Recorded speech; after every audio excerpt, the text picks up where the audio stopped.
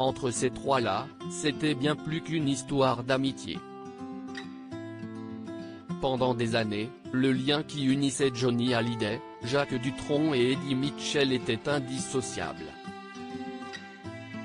Aujourd'hui, depuis la mort de l'idole des jeunes, les deux autres chanteurs tentent de faire vivre sa mémoire. Dans les colonnes de Paris Match, en kiosque le jeudi 27 février, Jacques Dutronc, interviewé avec son fils Thomas, a accepté de revenir sur la dernière tournée des Vieilles Canailles où ils étaient encore tous les trois.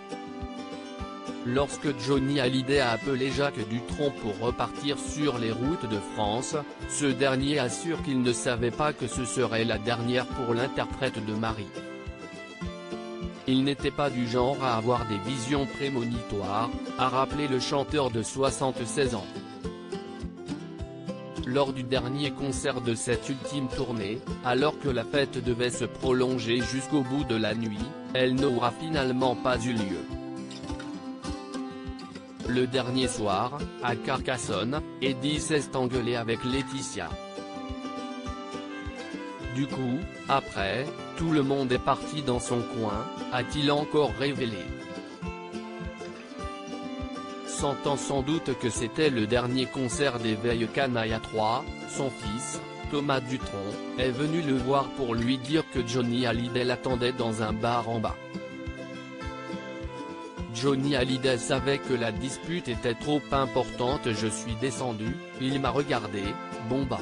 On repart en tournée tous les deux, mon Jackens.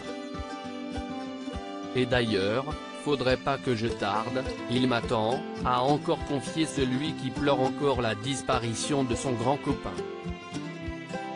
Après la dispute qui avait éclaté entre sa femme et Eddie Mitchell, Johnny Hallyday savait qu'il n'aurait sans doute plus le droit de chanter avec lui. C'est pour ça qu'il a évoqué une nouvelle tournée K2. Malheureusement, la maladie aura emporté bien trop tôt le rocker, qui est mort le 6 décembre 2019.